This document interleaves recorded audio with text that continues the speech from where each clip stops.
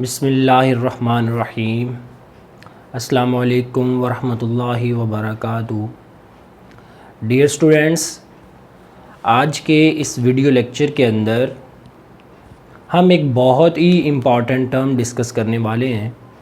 ये कोई long question तो नहीं है, ना ही ये कभी एग्ज़ाम में as a long question appear हुआ है, लेकिन इसकी इम्पोर्टेंस इस हवाले से बहुत ज़्यादा है कि ये हमारी एनर्जी का एक नया यूनिट है जो कि इससे पहले हमने कभी भी डिस्कस नहीं किया। तो एनर्जी के इस नए यूनिट को हम आज डिस्कस करते हैं और इस यूनिट का नेम है जी electron volt.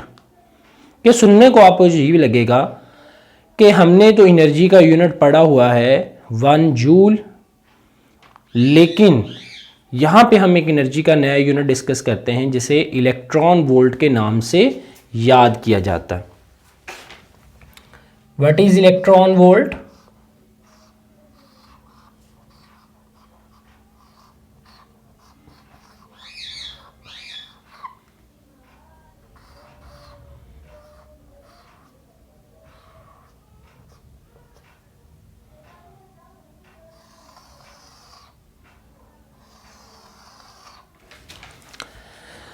Electron volt is a kind of unit. Energy के बहुत सारे यूनिट्स और भी हैं।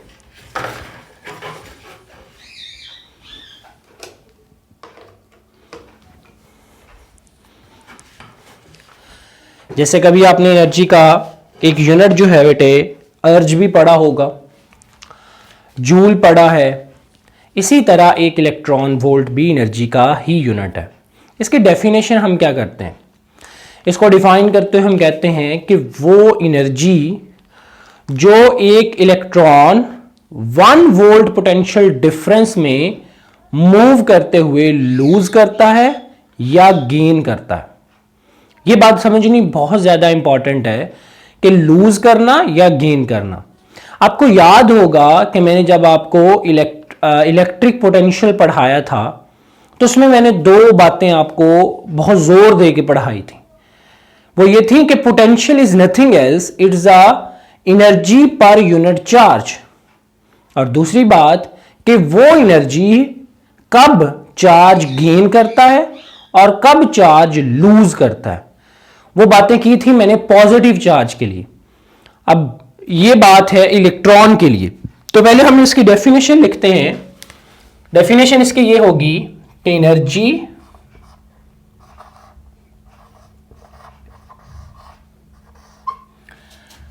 लूज और gain by electron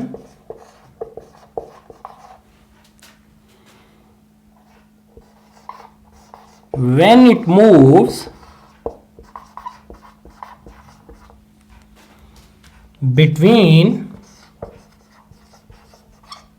potential difference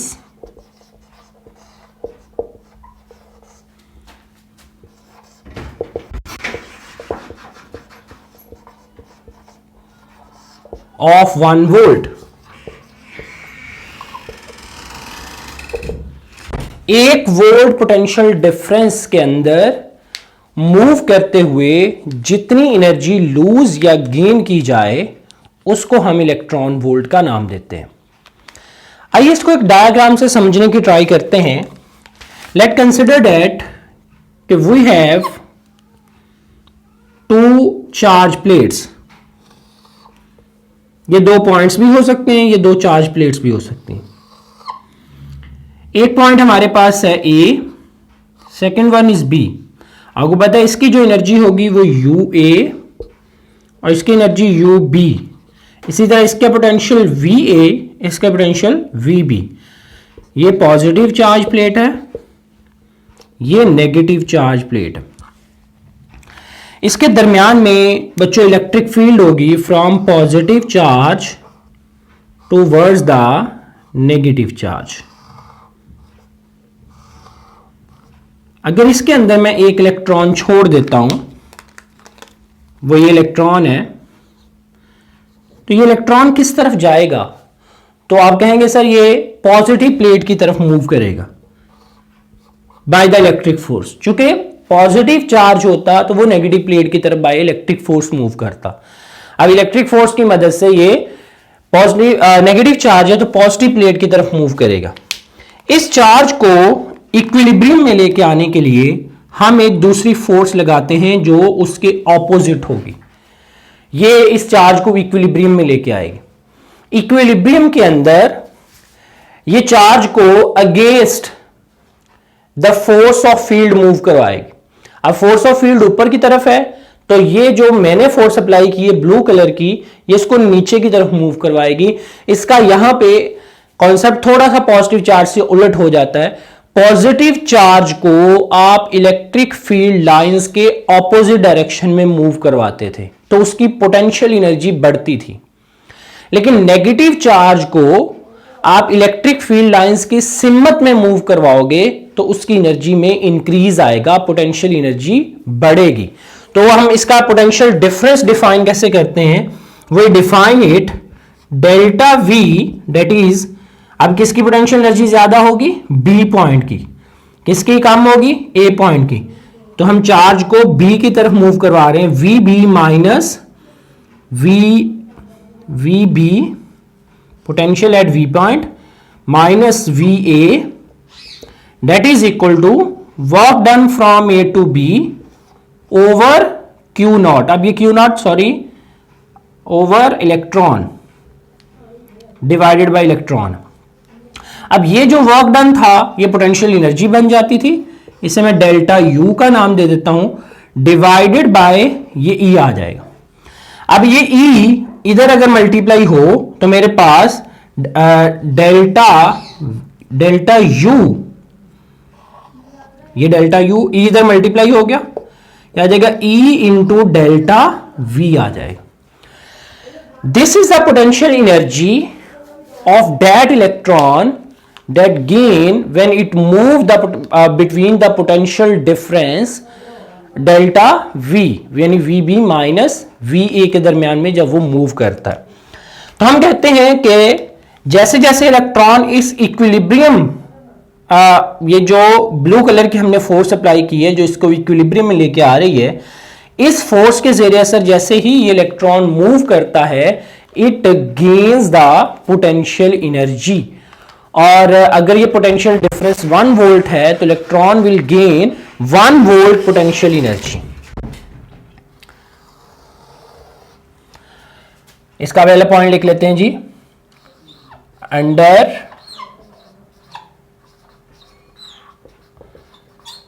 action of external force,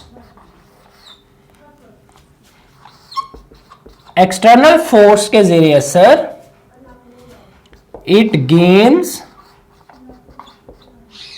potential energy. ये पोटेंशियल एनर्जी गेन करेगा और ये जो पोटेंशियल एनर्जी इसने गेन करनी है ये 1 इलेक्ट्रॉन वोल्ट उस वक्त होगी जब ये potential difference between these plates will be equal to 1 volt.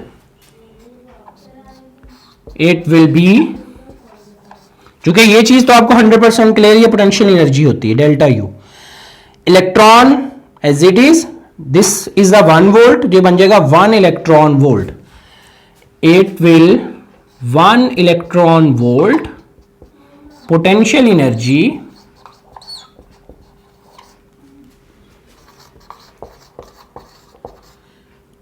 if potential difference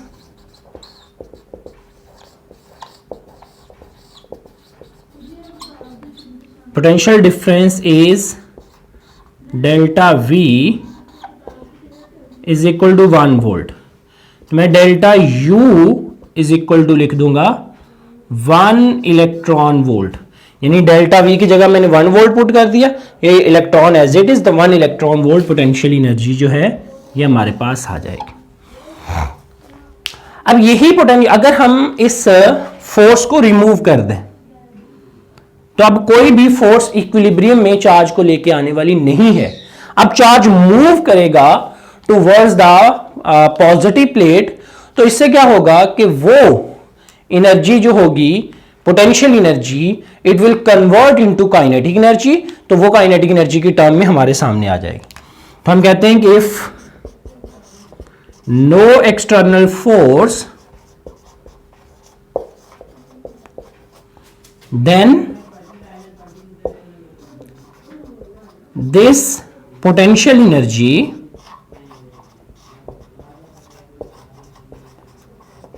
will be equal to kinetic energy. बस ये फर्क है कि इलेक्ट्रॉन की वो एनर्जी पोटेंशियल कब होगी, वो काइनेटिक कब होगी, ये चीज हमें अंडरस्टैंड करनी है। तो हम यही पोटेंशियल एनर्जी डेल्टा यू जो कि मैंने लिखी थी यहां पर इलेक्ट्रॉन वोल्ट, ये अब काइनेटिक एनर्जी होगी, फिर आ जाएगी इलेक्ट्रॉन वोल्ट के बराबर। और यही अगर पोटेंशियल डिफरेंस 1 वोल्ट हो, delta V is equal to 1 volt, then this kinetic energy of electron is equal to 1 electron volt के बराबर आ जाए। तो ये हमारे पास बेटे 1 इलेक्ट्रॉन वोल्ट काइनेटिक एनर्जी बन जाए। अब अगला क्वेश्चन आता है कि जो SI यूनिट है उसके साथ इसका रिलेशन क्या बनेगा, वो मैं यहां पे प्रूव कर देता हूं। इलेक्ट्रॉन वोल्ट का SI यूनिट के साथ रिलेशन क्या होगा, तो relation with SI unit, SI unit कौन सा होता है, जूल। अब आप इलेक्ट्रॉन की वैल्यू भी पुट कर दे, पहले डेल्टा V ही बस पुट किया था, अब इलेक्ट्रॉन वोल्ट। मैं कहूंगा कि 1 electron volt that is equal two electron की वैल्यू 1.6 इंटू 10 की पावर -19, ये कूलम में होती है वैल्यू, इंटू वोल्ट, 1 वोल्ट जिसे हमने बोला था। जब आप मल्टीप्लाई करेंगे तो 1.6 इंटू 10 की पावर -19 कूलम वोल्ट आ जाए। अगर आपको रिलेशन याद हो तो कूलम वोल्ट जूल के बराबर होता है, 1.6 इंटू 10 की पावर -19 जूल आ जाए। तो एक इलेक्ट्रॉन वोल्ट में इतनी जूल एनर्जी होती है। आपको देखने में भी नजर आ रहा है it is very small amount of energy, तो ये एनर्जी का बहुत छोटा यूनिट होगा और ये यूज होता है बेटे न्यूक्लियर फिजिक्स में। This unit use in nuclear physics.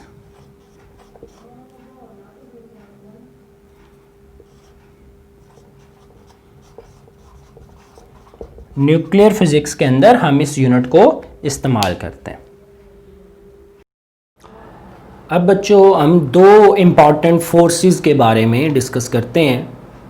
ये दोनों फोर्सेस हम किसी न किसी तरीके से अपनी लाइफ के अंदर डिस्कस कर चुके हैं या करने वाले हैं। इलेक्ट्रिक फोर्स हमने डिस्कस की, ग्रेविटेशनल फोर्स की।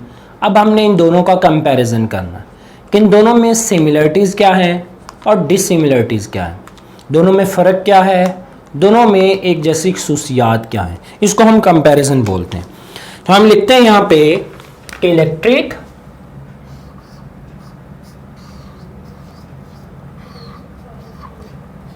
एंड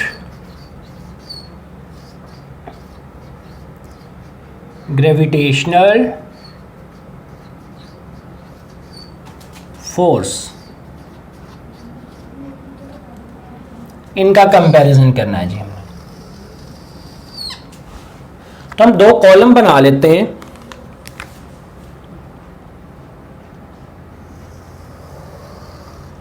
एक तरफ इलेक्ट्रिक फोर्स रख लेंगे और दूसरी तरफ ग्रेविटेशनल फोर्स रख लेंगे।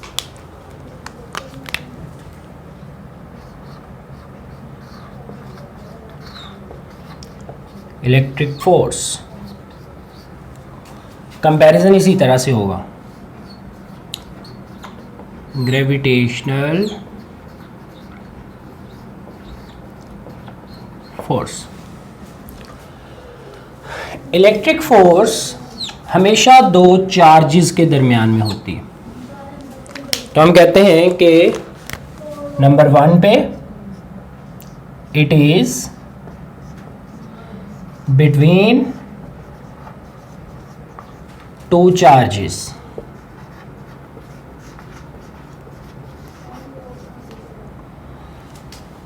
और इसका फॉर्मूला हमारे पास आता है F is equal to K Q1 Q2 over R square. इसे कूलम फोर्स का बच्चों नाम देते हैं। जबकि दूसरी फोर्स ग्रेविटेशनल फोर्स है, it is between two masses, और इसका फॉर्मूला आता है F is equal to capital G M1 M2 over R square. ये वैल्यू जो है वो ग्रेविटेशनल फोर्स की होती है। अब अगर हम इसमें देखें, एक और सिमिलरिटी हमें इसमें से वाज़ेह मिलती है, वो ये है कि दोनों फोर्सेस इनवर्स स्क्वायर डिस्टेंस पर डिपेंड करती हैं। सही है, तो हम इसमें बोलते हैं कि value of force number 2, value of force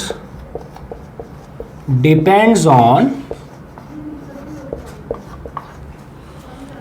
inverse square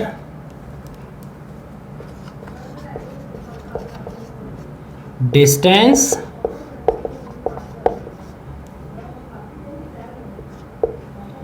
between charges। दो चार्जेस के दरमियान में जो डिस्टेंस है उसके इन्वर्स स्क्वायर के ऊपर डिपेंड करती है। जबकि इसमें अगर हम देखें, it depends on inverse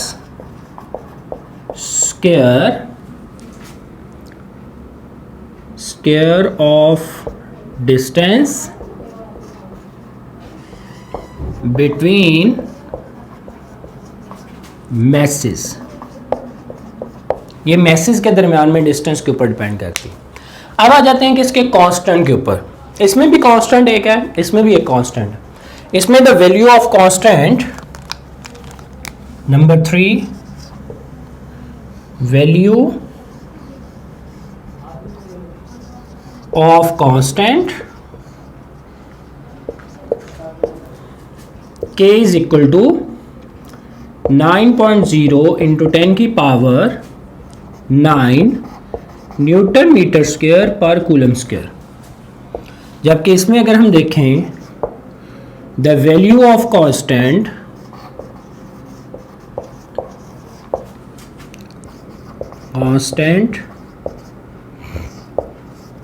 capital G is equal to 6.67 into 10 की पावर -11, और इसके यूनिट्स आ जाएंगे न्यूटन मीटर स्क्वायर पर केजी स्क्वायर। क्योंकि ये मैसेज के दरमियान में तो पर केजी स्क्वायर के हिसाब से डील की जाएगी।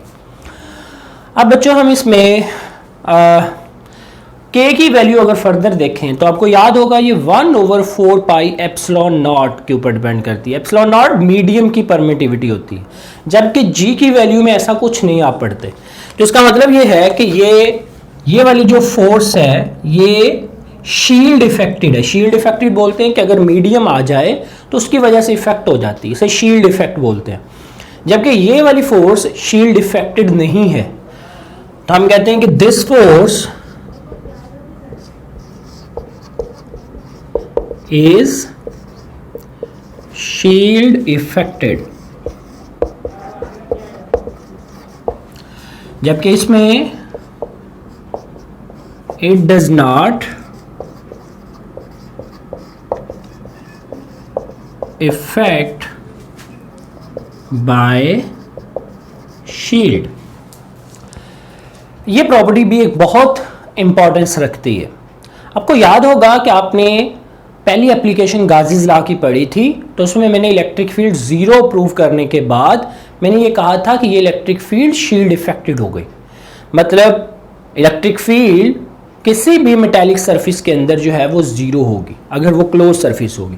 तो चूंकि वो शील्ड आपने बना दी तो उसके अंदर फील्ड जीरो हो जाएगी, उसके अंदर फील्ड फोर्स खत्म हो जाएगी, यानी जीरो कंसिडर होगी। तो ये चीज़ हमें यहाँ पर के की वैल्यू से भी पता चल जाती है कि ये शील्ड इफेक्टेड है। फिर इलेक्ट्रिक फोर्स बहुत स्ट्रॉन्ग फोर्स होती है, क्योंकि के की वैल्यू बहुत ज़्यादा है, लेकिन इसकी रेंज थोड़ी सी होती है। मसलन दो चार्जेस करीब करीब हैं तो मे भी इलेक्ट्रिक फोर्स बहुत स्ट्रॉन्ग हो, लेकिन इतना सा दूर जाने के बाद वो इलेक्ट्रिक फोर्स बिल्कुल ही ख़त्म हो जाए, ज़ीरो हो जाए, इसकी रेंज इतनी ज़्यादा नहीं होती। जबकि मैसेज के दरमियान में फोर्स आप देखते हैं कि हमारी अर्थ है और सैटेलाइट कितना दूर है, हज़ारों किलोमीटर दूर, लेकिन वो फोर्स ऑफ अट्रैक्शन उनके दरमियान में मौजूद है। तो उसका मतलब है कि वो लॉन्ग रेंज है, लेकिन ग्रेविटेशनल फोर्स जो होती है वो इतनी ज़्यादा नहीं होती। अगर दो मैसेज को देखेंगे वो एक दूसरे को अट्रैक्ट करके करीब नहीं लेके आएंगे, लेकिन दो चार्जेस को देखेंगे वो अट्रैक्ट करके करीब ले आएंगे। इसका मतलब ये हुआ कि ग्रेविटेशनल फोर्स वीकर फोर्स होती है और हमारे पास इलेक्ट्रिक फोर्स जो है वो स्ट्रॉन्गर फोर्स होती है। लेकिन इलेक्ट्रिक फोर्स की रेंज थोड़ी होती है, ग्रेविटेशनल फोर्स की रेंज ज़्यादा होती है। तो ये पांचवा इसके अंदर फ़र्क आ गया। This force is stronger and short range.